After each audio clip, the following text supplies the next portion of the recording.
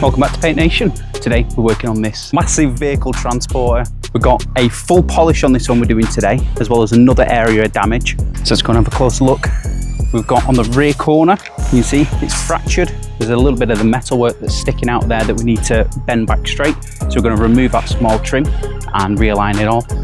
The paintwork on this is really dull. There are fractures underneath the surface that we're not going to be able to get out, but we're more concentrating on the dullness and these minor scratches you can see here. So without further ado, let's get set up and get started.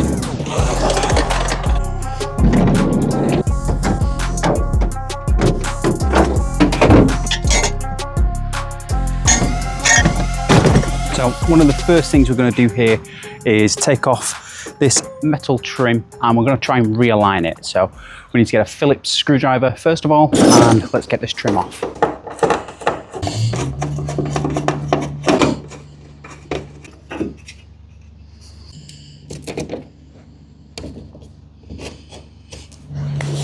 So I was wondering why the light was a bit loose. There's actually a screw missing completely from the light, the top of the light holding it on. So that'll make sense as to why it was wobbling around. In terms of the trim that we've got here, it's slightly kinked, roughly from about halfway up. I don't know if you can see that on the camera. It's got a bow starting around about here. So we'll realign this anyway, and we're just going to do it by hand. It's so thin.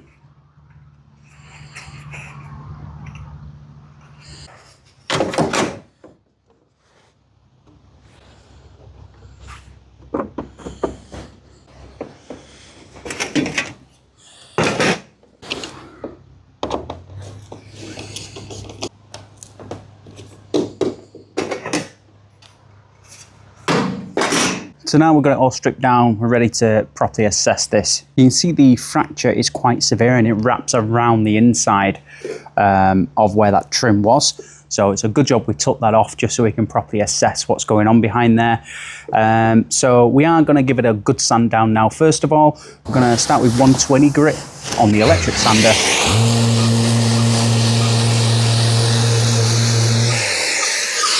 Need a dust mask.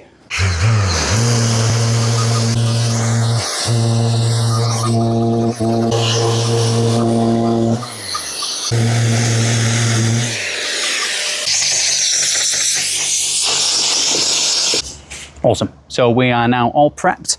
We've sanded it with 120 grit, as I say. We're going to get some fiberglass filler mixed up now and start reinforcing this with some glass fiber. When applying the fiberglass, you want to really press it into the crack just to make sure it fuses all together. So just put in the fiberglass filler, just out of thought. While it's drying off, I'm going to start the polishing stage on this rear corner. So I figure if I start where I'm going to mask over the top of, first of all, I know underneath there is going to be completely done and dusted for when I finish the repair process. So while the fiberglass is drying, it's about a 10-minute cure time. I'm going to now make a start on the preparation and polishing stage on this rear corner. So yeah, I'm going to go ahead and get set up on there now and we can make a start. I'll tell you what, it's not bad without view as well. Don't know how well you can see that, but yeah, stunning view, brilliant to work from. I'll just quickly show the difference with a before and after as well here. So I'm just going to put a line of tape down. I'm going to polish this side and not polish over here. So we're going to be able to see the difference between what it looks like when it's been cut down to what it's like now, where it's really dull. Again, we're going to go ahead and hit this now with some G360 compound and let's see what results we get.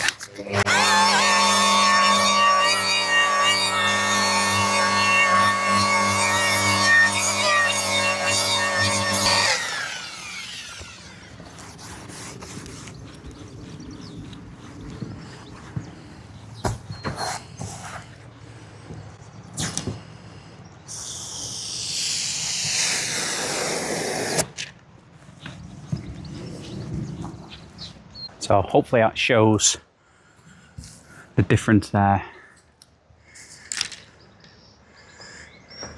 It's been polished and not polished.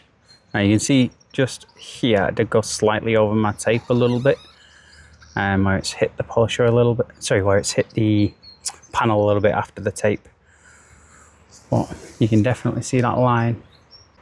And as I say, unfortunately, all these surface cracking underneath here, we're just never ever going to be able to get rid of those. That's in the fiberglass itself. Nothing to do with the paint finish. But yeah, quite a drastic change.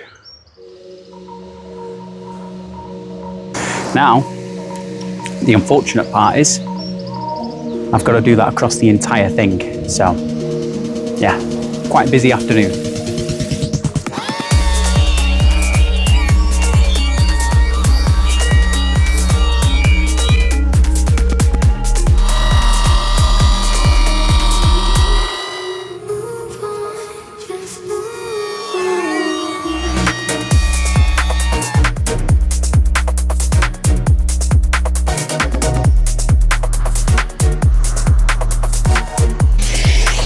Now hit this fiberglass with some 120 grit on the electric sander.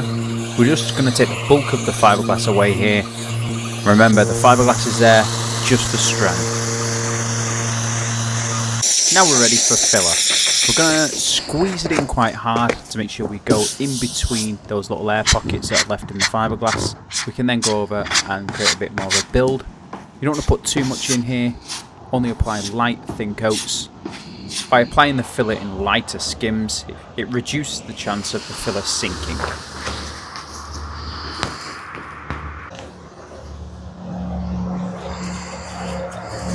Okay, so filler's all dry now.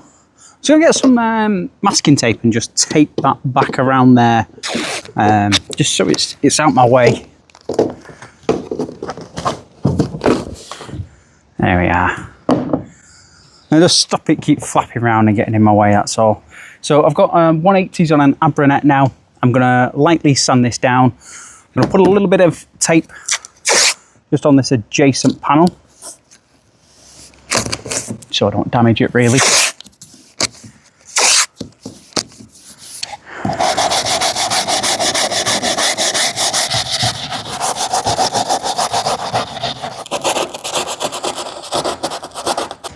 I'm just going to get a plastic spreader and fold my Abranet over, just so I can get a sharp edge to get this line straight here.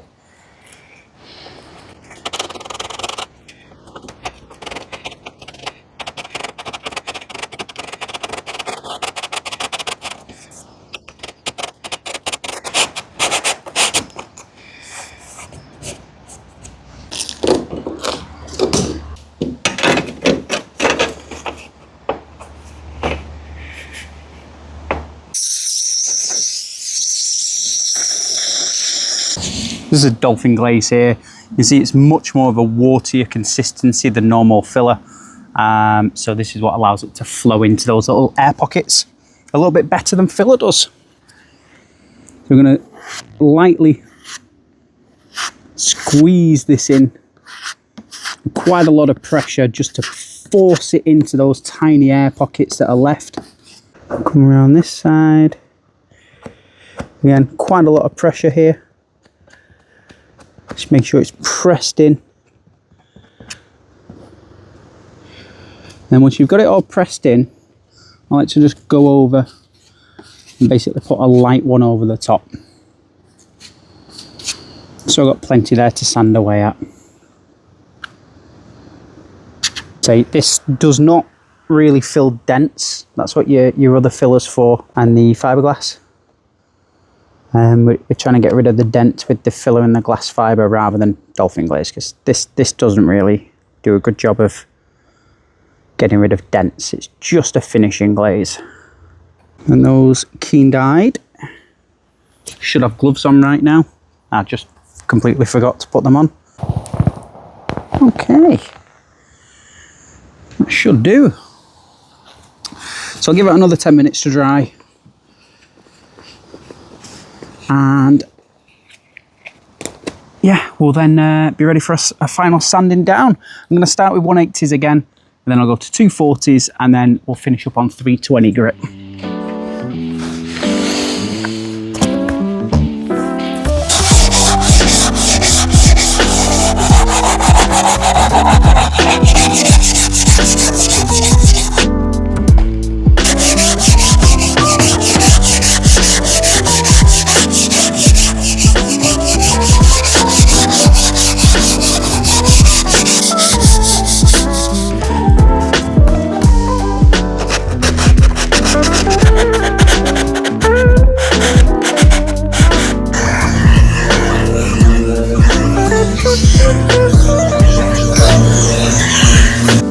Awesome, all sanded now. Gonna go over plenty of water and we're gonna run a grey scotch over this, get it all prepped up for primer.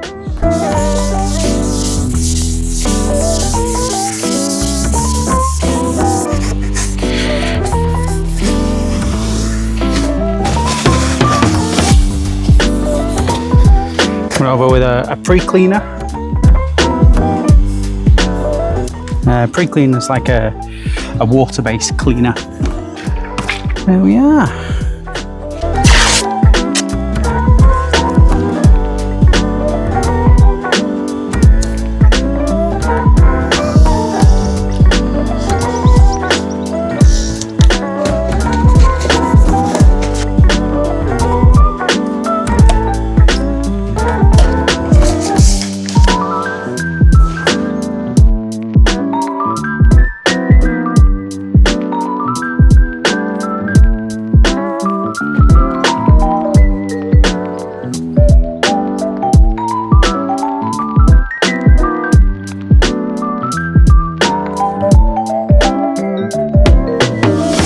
So primer is now all flat down, and we ended up flattening it down with some P800s wet and dry. So it's all nice and smooth now, and we are ready to mask up for painting. So I'm going to start with my outlining. I'm going to do 2-inch tape first of all, and then we're going to sheet off all the surrounding area.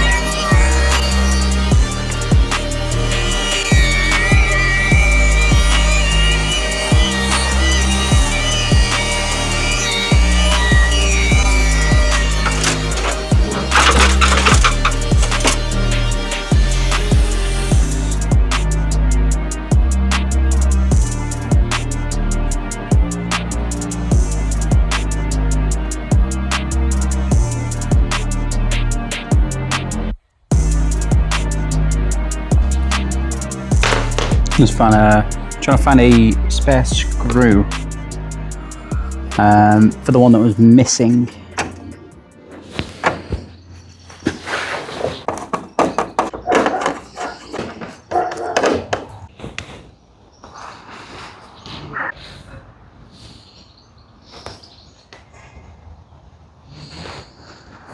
I'm just going to call the video where it is now.